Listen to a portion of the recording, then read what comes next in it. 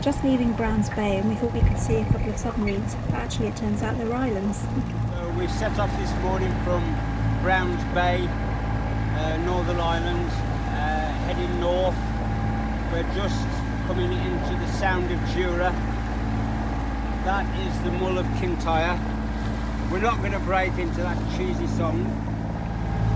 So this morning we had to get up. Last night we agreed, we did our passage plan and we said we've got to get up really quite early. We need to be weigh anchor no later than 6 o'clock, which means we've got to get up at something like 4:45, 5 o'clock, something like that.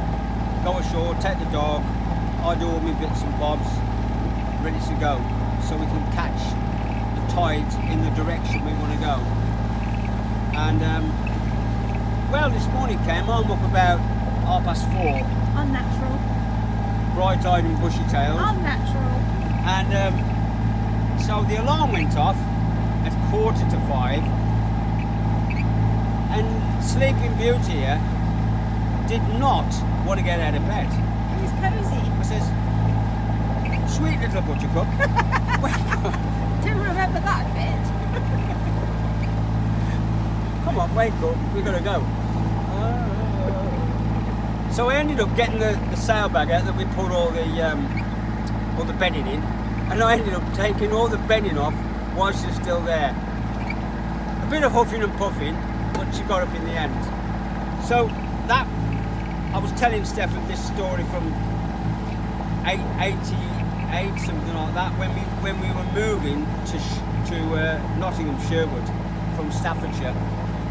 And my brother-in-law and myself were taking the bed to pieces in the place we lived, and but in the bed at the time was my sister Sandra, totally, utterly out of it. Not been drinking, she could sleep for England, but not only that, when she's asleep you think she's dead. We took the bottom of the bed off and Max says 1, 2, 3 and we dropped the bed, boom, like that, so it went like that, and she never even turned over. She just gone, absolutely gone. And we took the entire of the bed, then we had to roll her out because we wanted the mattress as well. That's when you got no worries in the world when you can do that. Yeah.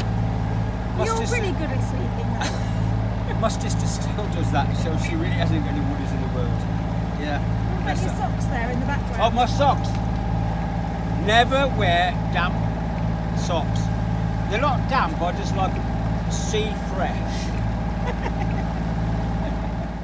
Here's another cardinal buoy. This one's a west cardinal, protecting us from those rocks on the west side of Gigha.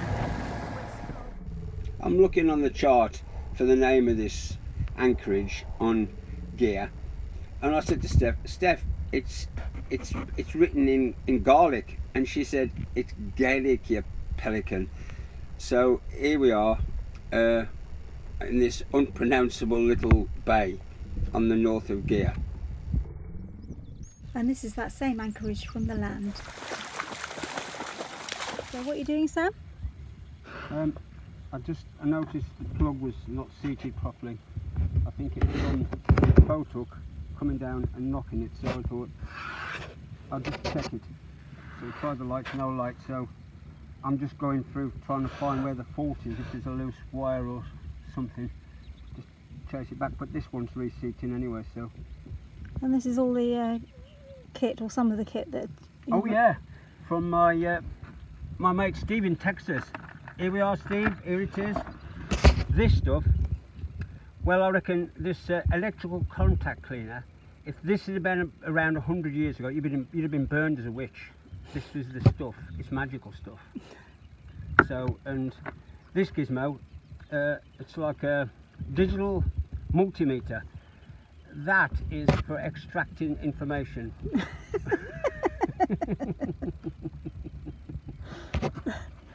So I'm just going along slowly for the man who knows nothing about elastic trickery at all.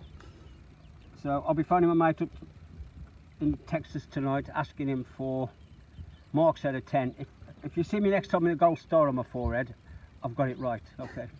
We haven't got much of a signal here, so my phone is currently part way up the mast there, because it's high enough to get a signal. It's in that little Giving away all pouch. trade secrets, isn't it? Steph's just taking May ashore for a bit of a last minute race around. That's me, that's the dog, not me. Steph just says that's the dog, not me. About 10 to 9 in the, yeah, and sun's gone down now. How about this for a beautiful quiet place?